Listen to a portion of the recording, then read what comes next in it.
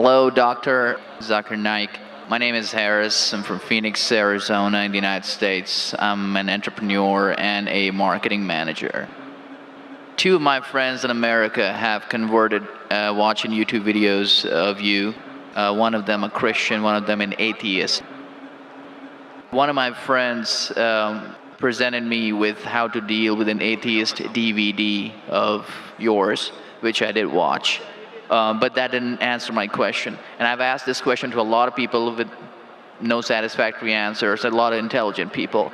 Of all the scholars that I've ever watched on YouTube, in my opinion, you are the most rational, logical, easy to understand kind of scholar that I've ever come across in my life.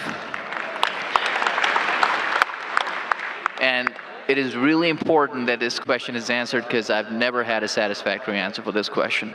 My question is like a coin with two sides. The first side of it is this, and this is the question. I'm somewhere between an atheist and agnostic. I'm not sure where. God has created this entire universe, and the Quran speaks a lot about how it has taken so many days and mountains and this and that, and life is going to be a test and whatnot.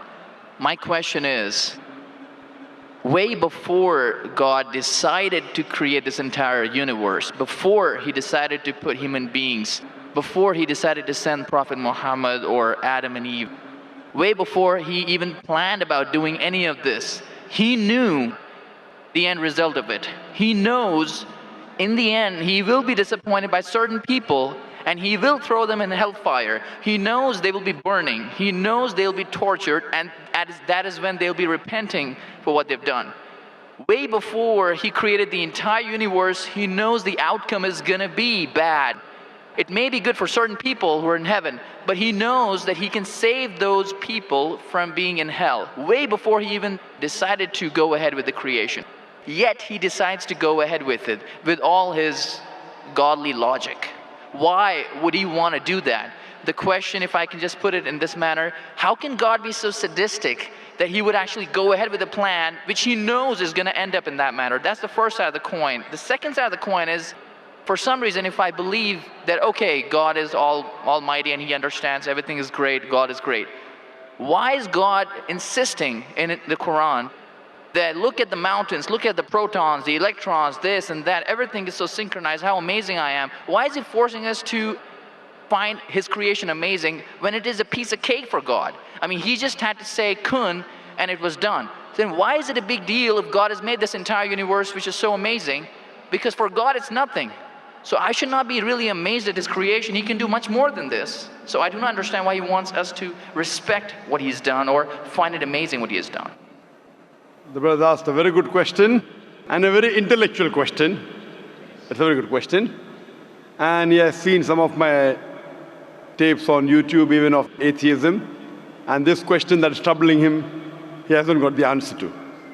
The brother asked the question that Almighty God knows everything before he created the heaven and the earth, before he created human being. Even if one person goes to he could avoid that. Hell, he could have avoided that. I mean, he could avoid being disappointed. Of course. I'll reply. The brother said, even if one person goes to hell, it is as though God would be disappointed. Now coming to your question, I started a school. And you may have heard Islamic International School. If a teacher takes an examination, if she is just, while she is giving the examination, she writes in the maths paper 2 plus 2 is equal to how much? The student in front of her or him, the teacher, writes 5. She can very well tell the student, change 5 to 4. Would it be just on the teacher during the test and examination to correct a student who's writing a wrong answer?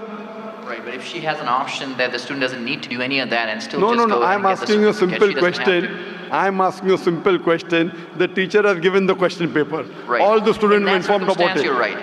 For that particular situation, For that particular situation, the teacher can tell, dear student, change 5 to 4. What will the other students think about? Unjust. But God can be just at the same time. He can create a completely different condition. He doesn't have to go ahead with that situation. He's not bound by any situation. Brother is saying Almighty God can create something which is perfect and will not make mistake, correct? That Right. God has already done. He created the angels. God Right. created the angels. The angel never go against any commandment of God. But human being is a better creation than angel. The angels have got no free will of their own. If you have heard my tapes, if you have not heard, I'll tell you now. The angels are a creation of Almighty God, but not the best creation. Almighty God created the human beings. The human beings, they have a free will to go against God or to follow God. If you have chosen to be a human being, if you disobey His commandments, you go to hell. If you obey His commandments, you're superior than the angel. Because the angel doesn't have a free will of his own, then he follows God. It's nothing great. The human beings are the better creation of Almighty God. Almighty God has given a free will. That's a different question that Almighty God knows. Because He has ilm-e-ghaib, He has knowledge of the future. He is more superior. So He has created such a creation which has a free will. The fault is of human being, not God. No, but God has created us with that fault, and He knows He can Not avoid fault, that. not fault. It's not fault, brother. It is free will. Why is He giving us a free will when He knows He's going to eventually put these many people in hell? Why is He doing something? That is a different creation. Like, would you want to create something which can think on its own, or would Why you want would to? someone so compassionate can That, also brother, be that's what sadistic I at the tell you. same time? What you want, God has already created an angel. I'm asking you, which is better? An angel following Almighty God or a human being following Almighty God? Which is better? For me, absolutely, if I get a second chance, I would want to be an angel. Why would I risk going to Second hell? chance, correct. That's why Almighty God says in Surah Araf, chapter number 7, verse number 172, Almighty God brought all the human beings from the loin of Adam and asked them, is there one God? All agreed.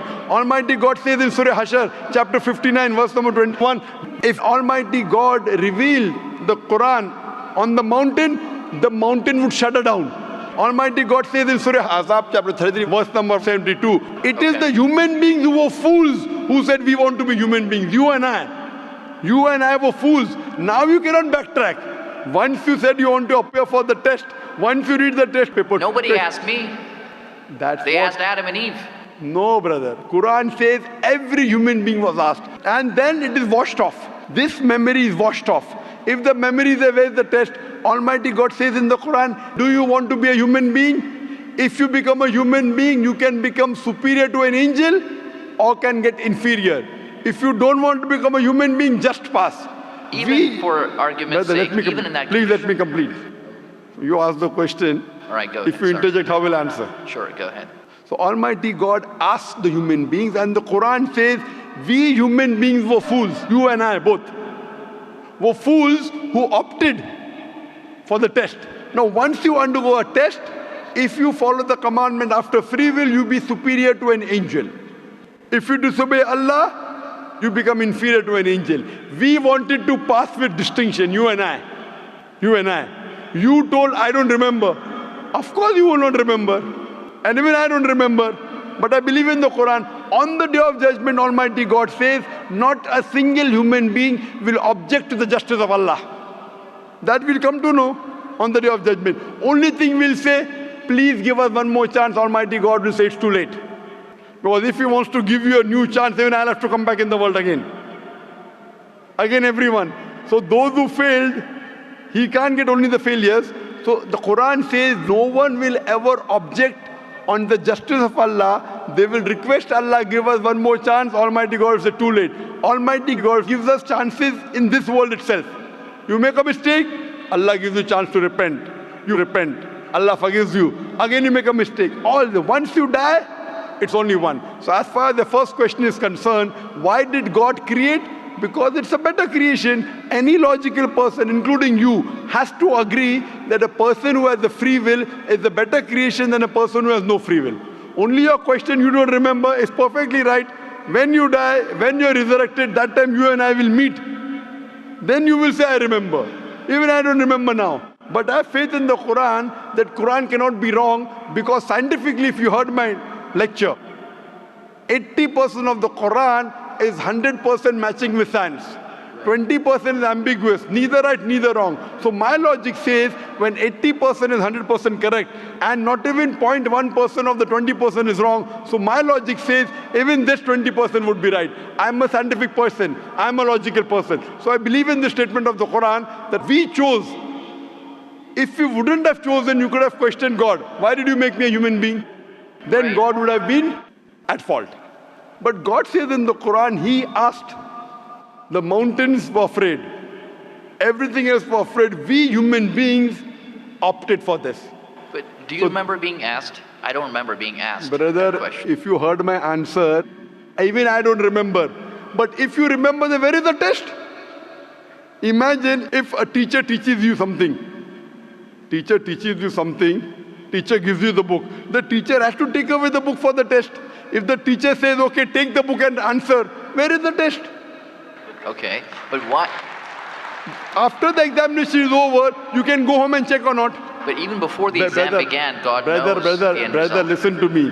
After the examination is over, can you go and check home or not in the textbook? Absolutely. But during the examination, can you check? No. So now the examination is going on, brother. Once it's over, you can check. If you tell teacher, I want to see the textbook, I don't remember. No. During the examination, you cannot refer to the textbook. It will be called cheating. Correct? So once the examination is over, if you don't remember, you tell God, what is this illogical? But Quran says not a single human being will object to the justice. Let the test get over. So today, I being a scientific person, I being a logical person, based on my knowledge of science, based on my logic, when I read the other scriptures and when I read the Quran, I find Quran is the only book, only religious scripture on the face of the earth which passes this test. So therefore I, being a scientific person, being a logical person, agree, okay, fine. This statement of the Quran also has to be right. I don't remember, that's the test. If I remember, where is the test? So that answers the first part of the question. First part, that saying that God was sadist. God is not sadist. For example, I start a medical college. I want the school students to go to medical. How many students who go to school enter the medical college? Just roughly, can you guess? Few. Surely less than 5%. Less than maybe 1%. So why did you make a college where only 1% can enter? Fine. It is for selected few. So same way God made heaven, Jannah, Jannat-e-Firdaus. Everyone cannot go to Jannat-e-Firdaus. Why not? Sorry? Why not? Why can't everyone go to medical college? Because it's human capacity. If humans were capable of being able to put everyone in medical college, they would. That's the way we are made. The same way everyone cannot become a doctor. Only those who have the capacity. Same way everyone cannot go to Jannat-e-Firdaus, the high levels of paradise. We have to strive. God has given you capacity. If you don't follow His guidance, you cannot. If you follow His guidance, to go to Jannah is very easy. If you're intelligent, it's very easy. If you're intelligent and if you're truthful to yourself. But if you're not truthful to yourself, even a non-intelligent man can go to Jannah. Only thing, you should be truthful. God has given you different options how to follow Him. Some people think they are smart. I tell them they're extra smart. If they were smart, they would see it is crystal clear in black and white that this is the word of God. You have to follow it. That's the reason Francis Bacon said, little knowledge of science makes you an atheist. In-depth knowledge of science makes you a believer in God. So I wouldn't say God is sadist. I said we were fools who opted to undergo the test. Not God. God gave you an option. What do you want to be? We chose. So we are responsible, not God. God is not a sadist. We are fools. That's what the Quran says. On the day of judgment, you will come to know, inshallah, you and I both. Inshallah, if I go to Jannah, inshallah, I'll pray to God, I'll thank God. You know, I was a good person, I choose to be a human being. If you pass that. If you fail, then we will curse our own self. Hope that answers the question. The second part? Sorry, what was the second part? That even if I believe how almighty He is, how knowledgeable He is, why is He so bent on convincing us, look at the mountains, look at the electrons, look at the protons? The second part of the question was that why does Almighty God give references of the mountain that He's created this? For Him it is peanuts. So why is He talking? You know why He's saying? He's saying these peanut things, mountain, they would shudder. You human being who are superior, why don't you understand? Quran says in Surah Hashr chapter 59 verse number 21, had the Quran been revealed on the mountain would have fallen down to utter ruin.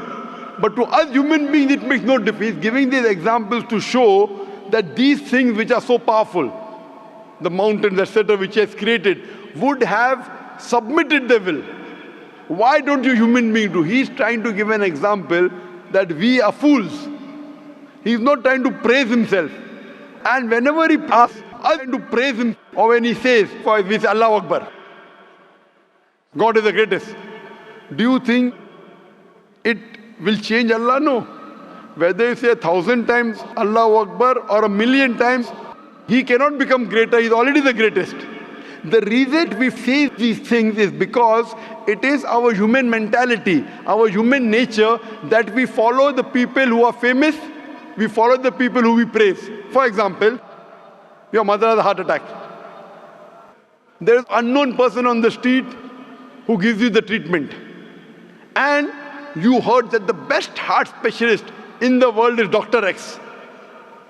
Now, will you follow Dr. X's advice or the person on the street who you don't know? Dr. X. Why?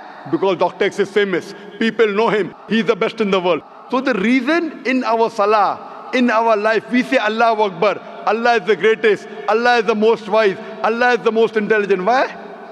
If we say that, it doesn't benefit Allah. It benefits us. That if we praise Him, we follow Him. If we follow, we go to Jannah. To Allah, it makes no difference. Therefore, Allah says, will you not then believe? Will you not then understand? That means the Quran is revealed to the people for understanding. So He's giving this example not to make Himself great. He's already the greatest. Whether you say 1,000,000 times Allah is the greatest, it will not make a difference to Allah. He's telling it to you. Allah says in the Quran, Allah does not require you, you require Him. So when we praise Him, it is human psychology that the person you praise, person you talk great about, you tend to follow His advice. By following His advice, it will benefit you, it will not benefit Him. He is already the greatest. He is already the merciful. So these are rules and regulations laid down. He is our creator. He knows our mindset. You are a student of science, correct? I am also a student of science. The moment I come to know, Allah mentioned these scientific facts which we came to know today, 50 years back, it increases my faith in Allah. Allah says in Surah Fussilat chapter 41 verse 53, Sanurihim ayatina fil afaqi wa fi anfusihim hatta yatabayyana annahu al-haq. Soon we shall show them our signs in the furthest regions of the horizons and into their soul until it is clear to them that this is the truth. So Allah is giving these examples so that it benefits us. For Him, it makes no difference. It is benefiting us, so He is giving us a chance to follow Him so that we can go to heaven. Hope that answers the question, brother. I recognize His power, and I understand He's amazing and all that He's done. But am I expected to be amazed at His achievements at creating this universe? Because for Him, it's like a 1-second job. Correct. Right? So for Him, which is 1-second job, when He tells you not to have alcohol, if you have alcohol, sure. But am I expected to be amazed at His creation? No, see, the thing is that He is not there to prove Himself better. If you believe that for Him it is peanuts, so will a person lie? No. So if He says don't have alcohol, you will not question Him. No. Don't have pork, you will not question Him. Yeah, but I'm not amazed at His creation because for Him it's nothing. Compared to us, it's amazing. For Him, it's nothing. Right. But compared to us, a person who can create the universe, when He tells me not to have alcohol, I immediately follow. Sure, I don't mind following Him, but do I have to be amazed at His creation, as is said in the Quran? See, as you asked me the question, should I be amazed at the creation? Right. I would say, if I believe human being is a better creation, then yes, I'm amazed. And then I say, Alhamdulillah, He has made me better than that. So if I'm amazed, He made the mountains, He made the stars, He made the sun. But He made Zakir Naik also. He made a human being. and we are the best of creation. So he gives these examples so that we realize what benefit he has given to us, all the favors he has given to us. Talking about the science, talking about the protons, talking about the mountains. Finally he says human beings are the best creation. So in comparison, we have to agree that our Creator has created this human body, the molecules, the DNA, the complex thing, which can never come by chance. So in this way, we are amazed at the creation of the human being. And then we submit to him. If we are not amazed, only by being amazed, we submit that he is our creator, he is worth worshipping. No one else can do that. This is so that we worship him and we pass the test and we go to paradise. Hope that answers the question.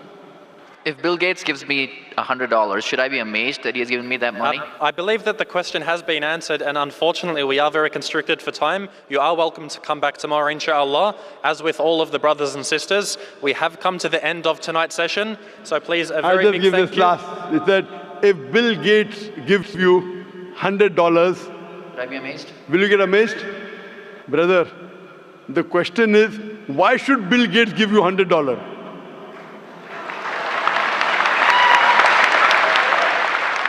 If you tell me a Tom, Dick and Harry gives you $100, nothing to be amazed. Bill Gates gave me $100. It's something that he gave you. Why did he give you? Why not somebody else? Why? The question is, why did he give you is the question. Okay.